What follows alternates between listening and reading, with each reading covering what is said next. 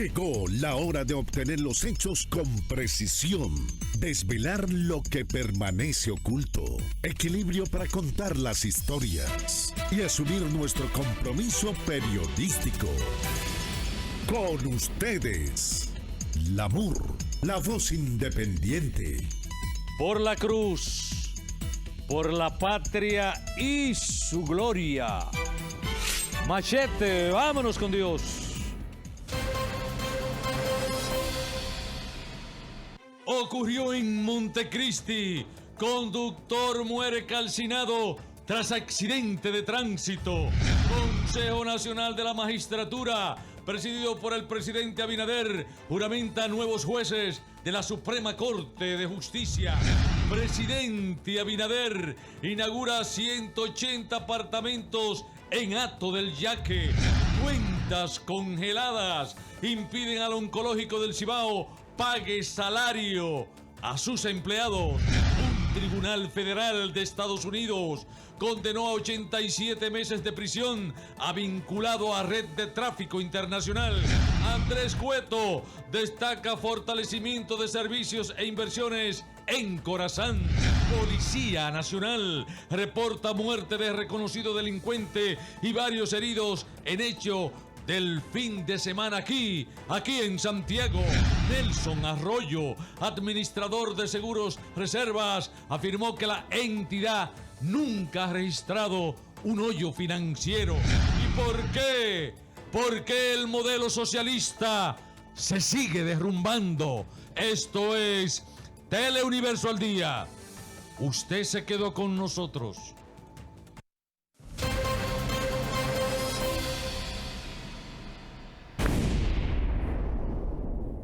Una 10.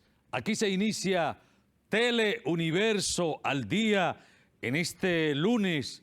Un lunes maravilloso para iniciar una jornada que podría ser la que decida gran parte de su vida, si usted así lo determina. Porque si hace lo correcto en esta semana, entonces probablemente su vida dé un giro. Porque hay que esforzarse, porque hay que disciplinarse. Las cosas no llegan así gratuitamente, hay que esforzarse, la vida es dura y para conseguir bienestar es necesario disciplinarse. Entonces, hoy lunes, un día muy adecuado para pensar en esa línea. Me voy a enfocar, voy a dejar toda esa basura, todos esos atrabancos de mi vida, lo voy a sacar, porque de esa manera puedo yo entonces avanzar hacia esa meta, ese objetivo, ese propósito que he decidido cumplir, o que se cumpla en mi vida. Entonces, el Consejo Nacional de la Magistratura, presidido por el presidente Luis Abinader, juramentó este lunes a los nuevos jueces seleccionados para integrar la Suprema Corte de Justicia tras concluir el proceso de evaluación correspondiente. El acto se realizó en el Salón de Embajadores del Palacio Nacional, donde fueron juramentados los magistrados Edson Alarcón Polanco, Miguelina Ureña Núñez, Manuel Hernández Victoria, Yorelín Vázquez Castro y Nanfi Rodríguez. Juran ustedes ante Dios y la nación cumplir cabal y honradamente las funciones que la Constitución y la ley ponen a sus cargos. Si así lo hicieren, que Dios y el pueblo los premien. De lo contrario, que Dios y el pueblo os lo demanden. Quedan formalmente juramentados como jueces de la Suprema Corte de Justicia.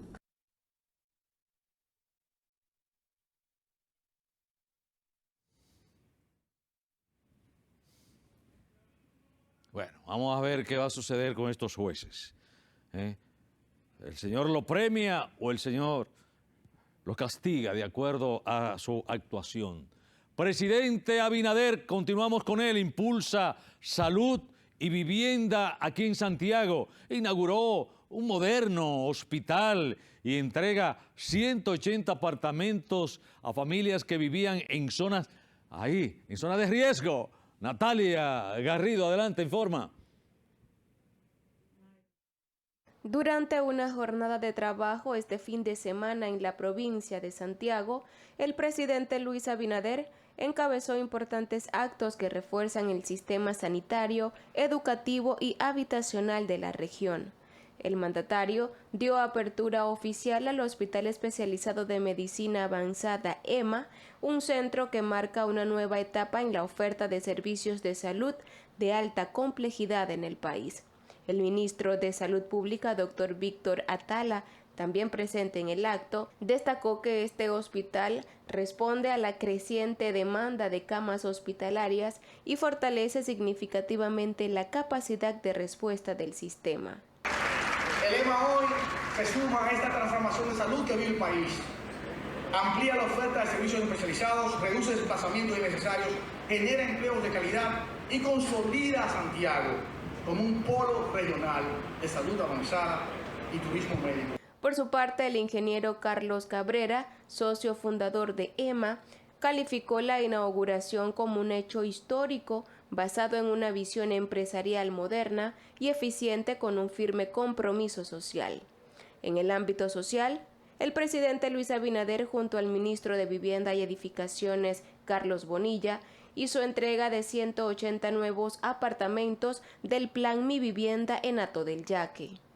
Con la entrega de hoy de 180 apartamentos ya alcanzamos 1.320 familias que pasan de tener una vivienda propia y con mejores condiciones, con un entorno más ordenado y con oportunidades nuevas para crecer. Este proyecto es también un ejemplo de lo que significa construir comunidades, no solo apartamentos. Aquí hablamos de un desarrollo completo, un total de 2.400 unidades habitacionales distribuidas en 300 edificios de 4 niveles con un terreno de casi 300.000 metros cuadrados. Este proyecto beneficia a familias que anteriormente vivían en condiciones de extrema vulnerabilidad a orillas de los ríos y cañadas en Arroyo Gurabo. Asimismo, la agenda incluyó la inauguración de la Escuela Básica Hato del Yaque, una infraestructura moderna que acogerá a más de 650 estudiantes, fortaleciendo el acceso a la educación en el distrito municipal. Mayra Garrido, Teleuniverso al Día. Y bueno, Nelson Arroyo, administrador de Seguros Reservas, afirmó que la entidad nunca ha tenido un hoyo financiero. Lo dijo con mucha seguridad y definitivamente así es. No ha registrado nunca un hoyo financiero en ninguna administración y calificó como infundadas, repito, las versiones que apuntan a una supuesta debilidad de la aseguradora estatal. Indicó que desde el año 2020 a la fecha, el periodo de menor utilidad fue en el 2022, cuando la empresa obtuvo ganancia por 609 millones de pesos como consecuencia del impacto del huracán Fiona, que incrementó, por supuesto, significativamente pues los reclamos, y eso trae como consecuencia que reduce la rentabilidad. Ahora, sobre el desempeño del año en curso, destacó como principal fortaleza la eficiencia administrativa. Detalló que este año la empresa aumentó sus utilidades en un 133%, pasando de 789 millones de pesos a noviembre del 2024 a 1.839 millones de pesos. Bueno, agregó que proyectan que para el cierre de este año las utilidades sean superiores a 2.300 millones de pesos. Eso dijo. La compañía mantuvo una evolución favorable en sus principales indicadores. A noviembre de 2025, las primas suscritas superaron los 23.000 millones para un crecimiento interanual de un 10%, mientras que las primas cobradas aumentaron 11%, al pasar de 22.000 millones en noviembre de 2024 a 24.000 millones en el mismo periodo de tiempo del 2025. Esos resultados cuentan con el aval de KPMG, una de las firmas de auditoría y servicios profesionales más importantes del mundo, con amplia experiencia en auditoría financiera, consultoría y asesoría empresarial a organizaciones líderes a nivel global. Asimismo, la aseguradora cuenta con la calificación de riesgo AAA con perspectiva estable otorgada por Federal, lo que reafirma la solidez financiera y la gestión prudente de la empresa.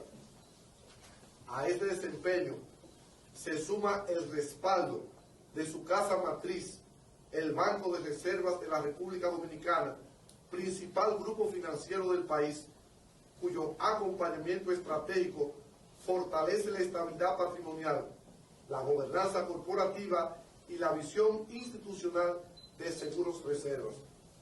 Con estos resultados, Seguros Reservas consolida su segunda posición en el mercado asegurador dominicano y proyecta un 2026 enfocado en el fortalecimiento continuo, el crecimiento sostenible y la generación de valor para sus asegurados, intermediarios y aliados estratégicos.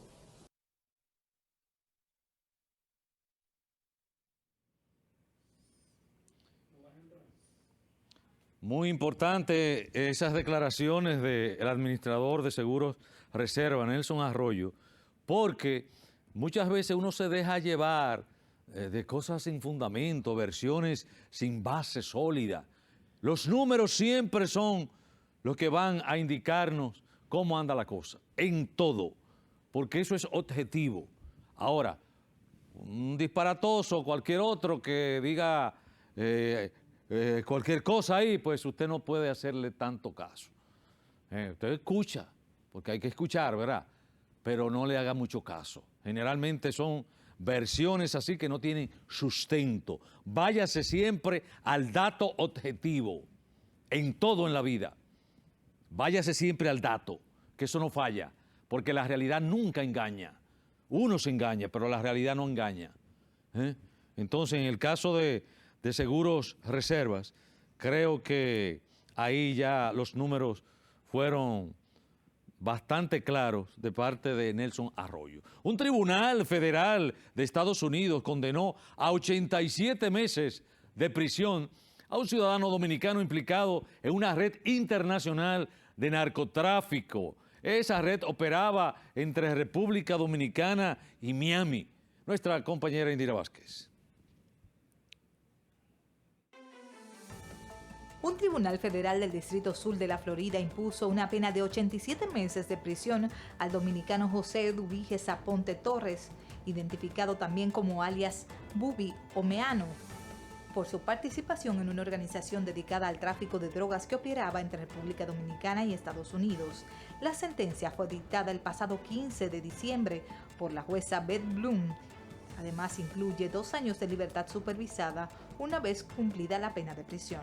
Según la acusación, Aponte Torres formó parte de una estructura criminal que transportó alrededor de 376 kilogramos de cocaína desde la costa norte de República Dominicana con destino a territorio estadounidense.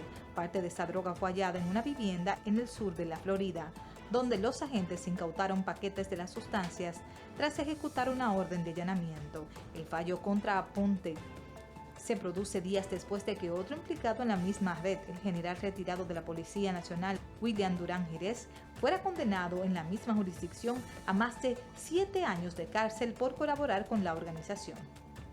La red estaría vinculada al regidor del Distrito Nacional por el Partido Revolucionario Moderno, Edixon Herrera Silvestre, que aún espera conocer su sentencia programada para el próximo 8 de enero de 2026.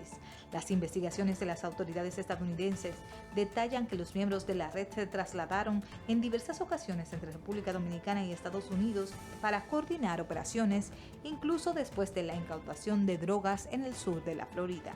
Indira Vázquez, Teleuniverso al Día. Siguen los accidentes, coronándonos. Un conductor de camión perdió la vida al quedar calcinado debajo de una jipeta, miren, en un accidente ocurrido en la carretera Duarte, en la comunidad La Oaxaca, en la provincia Montecristi. La víctima fue identificada por sus familiares como José Ramón Rosario, 33 años de edad. De acuerdo con versiones ofrecidas por allegados, al momento del accidente, Rosario se desplazaba a bordo de una motocicleta cuando ocurrió el trágico hecho, cuyas circunstancias aún no han sido esclarecidas. Familiares del fallecido solicitaron a las autoridades una investigación exhaustiva para determinar las causas reales del siniestro. El accidente fue un choque, según lo que se puede ver, porque vuelvo y les reitero, no sé de los detalles del accidente, cómo fue.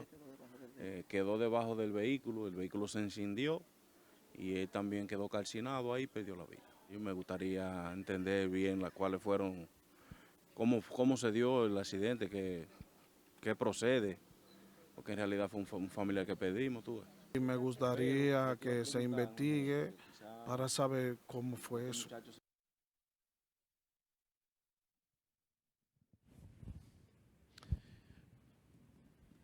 En los últimos meses, la Corporación del Acueducto y Alcantarillado de Santiago ha mostrado ahí un notable fortalecimiento en sus servicios y ejecutorias, lo que permite cerrar el año 2025 con importantes logros en beneficio de la población santiaguera.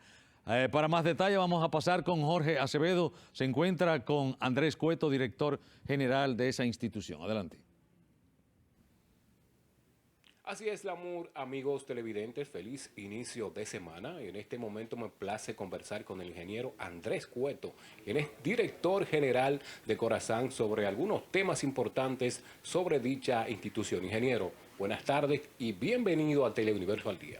Buenas tardes, Lamour, buenas tardes los amigos que están en sus hogares. Nosotros contentísimos con la finalización del año desde el punto de vista de ejecutorias. Nosotros acabamos de finalizar la rehabilitación de la planta Noriega 1, lo cual estamos sumando unos 15 millones de galones de agua al día más a la ciudad de Santiago. Estamos finalizando, que está en un 99%, la rehabilitación del tanque de agua potable de aquí, de la Trinitaria, que va a beneficiar a los sectores de la Trinitaria, los jardines, el ejido, mejoramiento social, hasta llegar allá al ensanche Bermúdez, la estación de bombeo de la Don Jaime, que queda en Santiago Oeste. Todo esto beneficiará gran parte de Santiago Oeste, la urbanización Don Jaime, el ensanche Espaillat, pero también lo que tiene que ver con la recolección de las aguas residuales.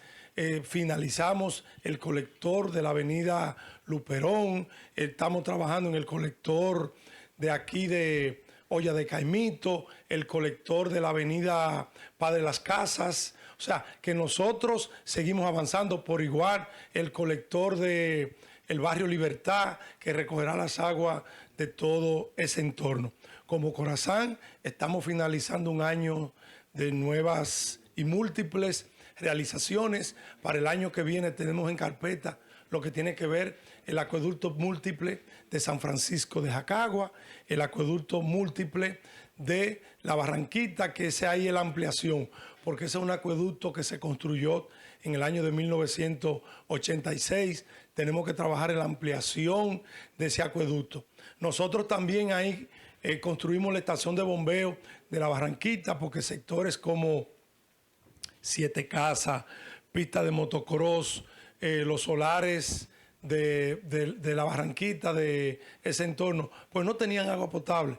Gracias a Dios y al apoyo de nuestro equipo, ya todos esos sectores cuentan con agua. También lo que tiene que ver con el colector de la Rosaleda y el entorno de la Sursa y la Lotería. Estamos trabajando en esas obras y gracias a Dios vamos muy avanzados. Sí, ingeniero, no podemos dejar pasar por alto un tema que es inquietud para la población en torno a las reclamaciones por la falta de agua potable, muchas veces por el exceso en lo que son las facturas. ¿Cómo maneja Corazán esta problemática? Bueno, es bueno decirle a ustedes que lo que tiene que ver con la falta de agua potable ha cambiado muchísimo, porque en estos momentos la presa está en la costa 321, o sea que tenemos agua en la presa. Como le dije, le hemos inyectado 15 millones de galones más con la rehabilitación de la planta Noriega 1. Nosotros tenemos un programa de distribución, porque hay que decirlo, el último acueducto de gran calado se construyó aquí en el año 1994, que es el acueducto de la Noriega. Ya estamos en las festividades navideñas de cara. Como director general de dicha institución, ¿asegura usted lo que es un servicio continuo de agua potable a los diferentes sectores durante estas importantes fechas? Claro que sí. Nosotros le aseguramos a todos los usuarios de Corazán que tendrán una Navidad con agua de manera permanente, y si tenemos algún inconveniente, tenemos suficientes camiones cisterna para llevarle el agua. O sea, que Santiago y toda nuestra zona de concesión, como lo es San José de las Matas, Villa González, Tamboril, Licey, Puñal, pues, y todo Santiago, tendrán un servicio de agua continua y permanente de acuerdo a nuestro programa de distribución. Bien, gracias al ingeniero Andrés Cueto por esas interesantes informaciones relacionadas a lo que tiene que ver con Corazán. Sin más que ofrecer, yo retorno con ustedes al estudio. Si tenemos 15 millones más de galones, entonces yo creo que merece un aplauso. ¿Verdad que sí? ¡Fernando! Sí, merece un aplauso. Ese nunca ha tenido agua en su vida. Yo sí he notado la presión, especialmente la presión del agua. Yo en lo particular, en los días recientes, yo decía, pero Dios mío, y esta presión que tiene estas plumas y estas cosas, ¿no? Siento esa presión. Yo no sé ustedes, me gusta y yo lo digo de una vez, si no hay un sitio lo voy a decir, pero esa es mi experiencia personal. Fernando no, porque dice que no ha tenido agua, dice, no, porque ese nunca ha tenido nada. Ese ha tenido algo, nunca nada, mucho menos agua. Entonces, pero yo sí he sentido la presión. Te la vamos a mandar, no te preocupes. La Policía Nacional informó que durante el fin de semana se registraron varios hechos violentos en distintos puntos de Santiago. ¿Qué pasa? Específicamente en los sectores de la otra banda y en la zona sur de esta ciudad, donde un hombre ahí muere tras ser perseguido por agentes policiales y varias personas resultaron heridas en incidentes separados. Tranquilícense, no se vuelvan locos, que o no van a ver el 24, no van a comer lechón, si no se tranquilizan. Bien, con relación a este caso, les informamos desde esta Dirección Regional Cibao Central que un reconocido antisocial identificado únicamente como el Feo y o Morfeo, quien era activamente buscado por miembros policiales de esta ciudad de Santiago, falleció tras resultar herido de arma de fuego luego de provocar un tiroteo que dejó como saldo 4 personas heridas durante un hecho ocurrido la madrugada de ayer domingo en el sector La Otra Banda de esta ciudad de Santiago. De acuerdo con el informe preliminar de los policías actuantes, el suceso se produjo cuando una patrulla de la Policía Preventiva, adscritas ya al citado sector, realizaban labores de patrullaje en la zona y acudió a una situación violenta en el cual el occiso, al ver la patrulla policial, le realizó varios disparos, viéndose esta en la necesidad de repeler la agresión, resultando el occiso herido y posteriormente falleció en la escena. Nuestros agentes de homicidios junto al Ministerio Público están haciendo los levantamientos correspondientes para establecer responsabilidades y esclarecer qué fue lo que realmente ocurrió en el hecho, porque hasta el momento no tenemos denuncia y por eso el caso está bajo investigación. Tan pronto se alertaron a las autoridades. Bueno, uno lamenta todos estos accidentes, pero lamentablemente, la vida sigue. Y a pocas horas ya, Fernando, a pocas horas, ese amemao, puño, ¿Y cuál es el miedo? ¿Cuál es el motivo? ¿Y por qué se ¿Qué es eso? la Navidad del pueblo de allí? ¿Qué es eso? ¿Cuál es el miedo? ¿Cuál es el motivo? ¿Y por qué será que la Navidad del pueblo de allí? Ahora sí está mencionando la Navidad. Ponga algo ahí, ponga un cerdo. No hay cerdo. Ah, verlo ahí. Hay un jabalí. Pocas horas ya, señores, nos estamos preparando para que sea familiar la cena también, ¿eh? No se desaparezcan los pateferros, no se desaparezcan. Ay, que tienen algo, que tienen que hacer una diligencia, que tienen que ir para... No, es en la casa que tienen que estar, con los muchachos ahí, para que tengan un modelo, para que no anden como perros realengos después, pateferros, que eso es lo que están planificando ya. Dejen eso para otro día. Total, ustedes lo van a seguir haciendo. Pero el 24 y el 31 es en la casa, ejemplo de una familia sólida. Porque esos son los recuerdos que se quedan. Porque después cuando los muchachos se van, no recuerdan a sus padres porque esos padres estuvieron ausentes. Tienen que dejarles... ¡Ay, qué cosa bella! Mire eso, en familia. Pocas horas ya para el 24, esa cena que sea familiar. Fernando, uy, sube. Teleuniverso al día. Con ustedes en las duras y en las maduras, como el 24 de diciembre, Padre Eterno, súbelo. 1:35, vámonos. ¡Feliz Navidad!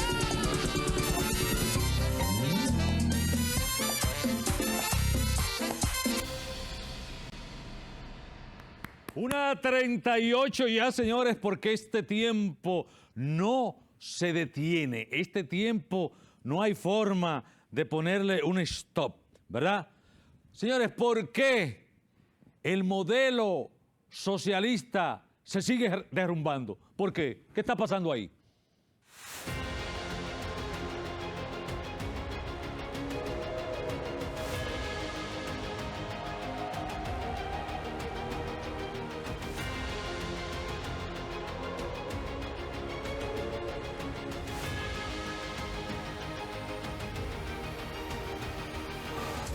Ese caso lo tenemos. ¿Por qué tantos países que han adoptado modelos socialistas o inspirados en el socialismo han terminado en crisis económica, autoritarismo político o estancamiento productivo? ¿Por qué? ¿Qué es lo que está sucediendo? Miren esas imágenes. Yo quiero, y eso no es que estamos inventando, señores. Así está Cuba. Hoy, con la peor crisis, con una pobreza extrema, escandalosa. ¿Es el socialismo en sí mismo el problema? ¿O han sido los bloqueos económicos, las sanciones internacionales, el contexto geopolítico, la mala gestión, los verdaderos responsables? Los que insisten en mantener a rajatabla, porque hay muchas personas, Cacoduro, a rajatabla el argumento del bloqueo económico, lo plantean como la causa fundamental. El bloqueo o régimen de sanciones sí existe, es verdad, sí existe. ¿Y quién niega eso? Y sí impacta, también impacta, es verdad. Perjudica, pero no lo explica todo, como ellos pretenden.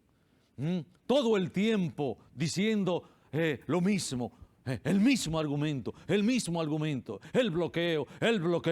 En el caso de Cuba, miren, eso da pena, Dios mío, pena. Y los que defienden ese sistema, me gustaría, yo le pago el pasaje para que vayan a vivir ahí. O díganselo a un cubano que todavía no ha comido, que ya hasta el desayuno ya lo olvidaron, porque no hay nada. Hasta organismos internacionales le están pidiendo comida, porque no hay de nada. El embargo estadounidense sí lo ha limitado, es verdad. Ha limitado acceso a financiamiento, a tecnología, a comercio con el mayor mercado del mundo, es verdad. Venezuela también ha sufrido sanciones financieras y petroleras que agravaron esa crisis ya en curso. Nicaragua también enfrenta restricciones similares y esto impacta y mucho, pero no al punto del colapso como están ellos. Diversificación productiva, instituciones eficientes, eso no lo tienen. Incentivo a la innovación, ya jamás lo han implementado. Transparencia y control del poder. El bloqueo agrava, acelera, es cierto, visibiliza fallas estructurales, pero rara vez las crea desde cero. Esa es su responsabilidad. El eterno argumento cubano de atribuir el 100% del fracaso al bloqueo es incompleto y ustedes lo saben, ya que las decisiones internas sí cuentan. Lo que hacen los cubanos, los dirigentes cubanos, eso sí cuenta también, porque en muchos modelos socialistas latinoamericanos se repiten los mismos patrones, siguen el mismo caminito, centralización extrema del Estado, eliminación o castigo del emprendimiento privado, controles de precios y de divisas, subsidios generalizados sin medición de impacto, politización de la economía. Esto genera un fenómeno bien documentado por la economía conductual y la teoría de los incentivos. Cuando producir más, si usted produce mucho y no mejora su vida, entonces, ¿qué pasa? Que la productividad se cae. Uy, porque no hay incentivo. ¿Para qué trabajar? Porque eso, ¿cuál es el sentido de ponerse a trabajar si no se va a conseguir bienestar? Nadie vive de ideas, nadie vive de eso. Nadie va al supermercado con yo soy socialista, o yo soy comunista, o yo soy capitalista, o yo soy lo que usted quiera. No, nadie vive de eso. Nadie vive de buenas intenciones. Es bienestar, esa es la palabra que lo define todo, no esas decimonónicas posturas ideológicas. Porque lo que finalmente debe predominar es que los ciudadanos sientan que su calidad de vida mejora, que haya seguridad material garantizada, desarrollo humano, estabilidad social, y si el sistema no es capaz de crear riquezas, bienestar, entonces ese sistema no le sirve a nadie, porque sin incentivos que disminuye la innovación, se expande la economía informal, aumenta la dependencia de Estado y se cronifica también la escasez. Y si todo esto se combina con autoritarismo, en donde el fracaso económico se vuelve político, ¿mediante qué? La concentración del poder, lo que estamos viendo, control de los medios, reformas constitucionales para perpetuarse, entonces el derrumbe, la pobreza extrema sí estará garantizada, que es lo que estamos viendo ahí. ¿Usted cree que eso es posible? Casi a 60 años que vivan así. Nacieron y ya están viejos, en la pobreza extrema. ¿Y quién aguanta ese chucho? Un Nicolás Maduro, un Daniel Ortega, un Miguel Díaz-Canel, ilustran ese proceso de deterioro, lo ilustran perfectamente. Entonces, ¿por qué fracasan algunos países socialistas? No fracasan por llamarse socialistas. Fracasan cuando confluyen estos factores, modelos que castigan la productividad, que es lo básico. Si no hay productividad, todo se cae. Estados que sustituyan al ciudadano en vez de empoderarlo. El ciudadano ahí no cuenta para nada. Ausencia de mercado funcional.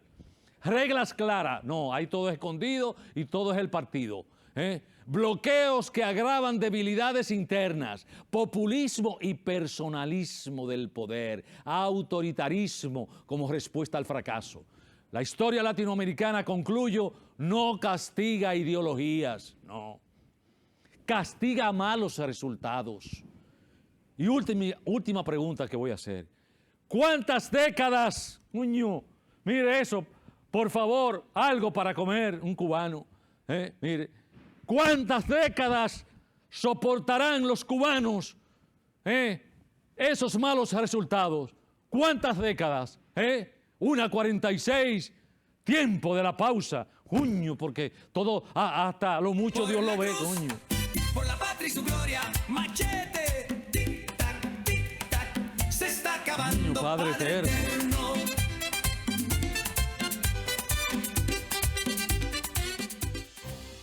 Ya regresamos después de la pausa. 1:54 ya, señores, porque el tiempo, el implacable, el que pasó. Tiempo también de recibir a esa que en tiempo de paz se ocupa de hacer la guerra. Norby Guerra, adelante. Buenas tardes, Lamor, y todos los que sintonizan a esta hora. Buen provecho. Vamos a empezar a revisar lo que está sucediendo alrededor del mundo acá en las internacionales. Y comenzamos en Puerto Rico, en la Isla del Encanto, donde ha sido promulgada una ley bajo muchísima controversia. Y es que la gobernadora de Puerto Rico anunció el domingo que convirtió en ley un controvertido proyecto que reconoce al no nacido como persona natural y que ha despertado el rechazo de múltiples sectores, incluido el de los profesionales de la salud. El proyecto del Senado 504 busca enmendar el Código Civil de Puerto Rico para clarificar que el ser humano en gestación o nasciturus es persona natural, incluyendo al concebido en cualquier etapa de gestación dentro del útero materno. Pero recientemente más de 320 médicos y profesionales de la salud de Puerto Rico hicieron un llamado urgente a la gobernadora para que diera vuelta atrás a esto, considerándolo un riesgo para la vida de mujeres gestantes, ya que esto podría tener consecuencias graves y directas sobre la práctica médica y la autonomía, como ya les decía, de las gestantes, ya que pues esto va a permitir la intervención legal de terceros, incluyendo las exparejas o personas no vinculadas clínicamente, lo que podría retrasar las decisiones médicas urgentes y por ende poner en riesgo la vida del gestante. Pero por lo pronto la ley está aprobada. De Puerto Rico pasamos a Venezuela, donde un nuevo buque petrolero es noticia. Esta vez debido a que Estados Unidos realizó una persecución a un tercer petrolero en el Mar Caribe, cerca de las costas de Venezuela, según reportan medios estadounidenses. Solo un día después de la incautación de un tanquero, pero con bandera panameña, que según Washington traficaba crudo sancionado dentro de las llamadas flota fantasma venezolana. El estado de este buque es desconocido, aunque ha trascendido que se trata de una embarcación de bandera panameña que navegaba de camino a Venezuela. Aún no está claro si transportaba crudo venezolano, según confirmó un funcionario estadounidense citado por la cadena CNN. Consultados por EFE, el Pentágono y la Guardia Costera refirieron todas las preguntas sobre la operación a la Casa Blanca, que de momento tampoco ha dado reportes sobre la acción en curso. De ser interceptado, se trataría entonces del segundo carguero confiscado este fin de semana bajo las órdenes del presidente Donald Trump y el tercero tras el recrudecimiento de los esfuerzos de Washington por cortar el flujo de crudo hacia y desde el país suramericano dentro de la creciente presión que el gobierno de Washington ejerce sobre justamente Nicolás Maduro. Así que bueno, veremos a ver en qué termina estos temas de los buques petroleros en Venezuela. Siguiendo con más de Trump, pero esta vez vamos a hablar de una nueva medida que ha tomado con respecto a los migrantes justamente en Estados Unidos. Y es que el gobierno triplicó hoy hasta $3,000 el incentivo monetario para los inmigrantes indocumentados que elijan autodeportarse antes del 31 de diciembre, según anunció este lunes el Departamento de Seguridad Nacional, DHS, que también a su vez dijo que va a pagar los vuelos de regreso. Esto lo informó la secretaria de ese departamento, Kristi Noem, quien especificó del bono de salida solo será efectivo hasta el fin de año, es decir, hasta el 31 de diciembre de 2025, y que aplicará a personas que no han sido detenidas por agentes migratorios, también aquellos que están detenidos pero que no tienen cargos penales en su contra. Ella específicamente dijo, levanten la mano, los ayudaremos a regresar a casa en una entrevista con la cadena Fox News.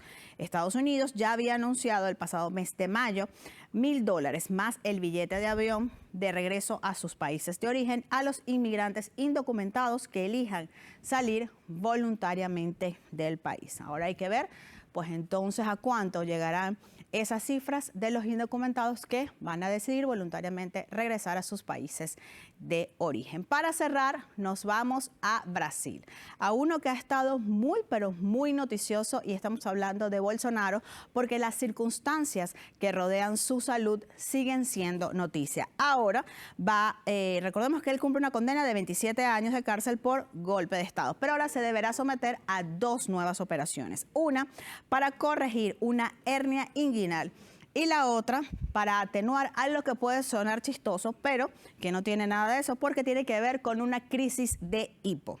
Según informaron el domingo sus médicos, el equipo médico de Bolsonaro detalló que los procedimientos médicos a los que será sometido el líder de la extrema derecha brasileña aclararon que no requerirá ser internado. Sin embargo, la fecha para ejecutar estas operaciones ni la duración prevista a la hospitalización se han dado a conocer todavía. Recordemos que el exmandatario que gobernó entre 2019 y 2022 desde hace varios meses tiene problemas de salud.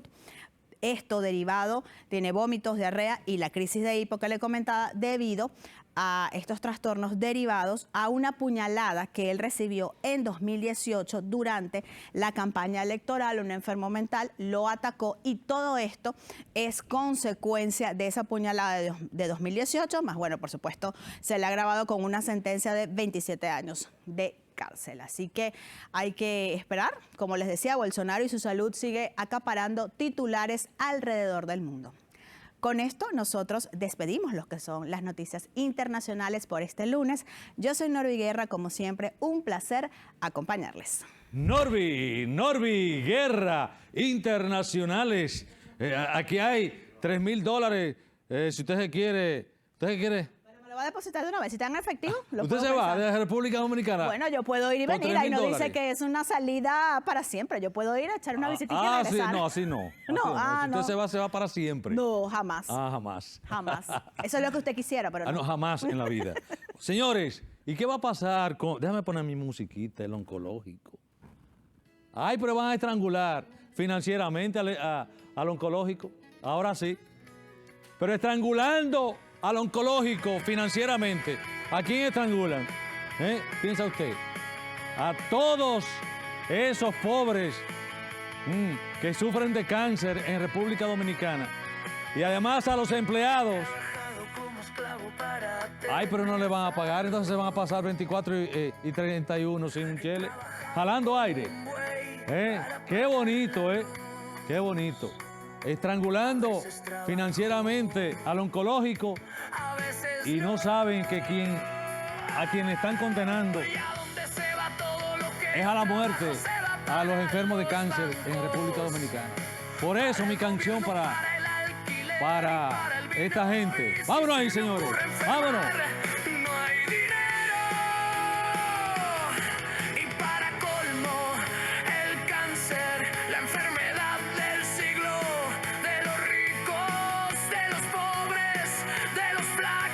Instituto Oncológico Regional del Cibao, piensen que es del pueblo.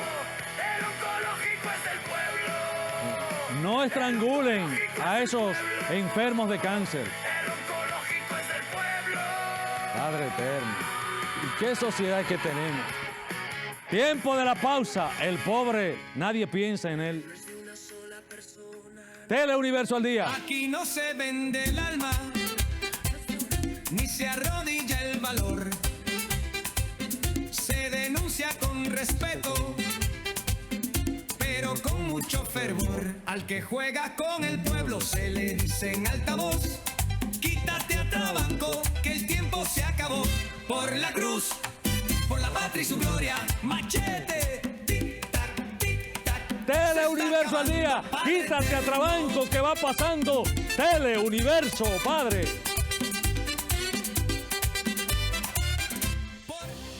Ya regresamos después de la pausa.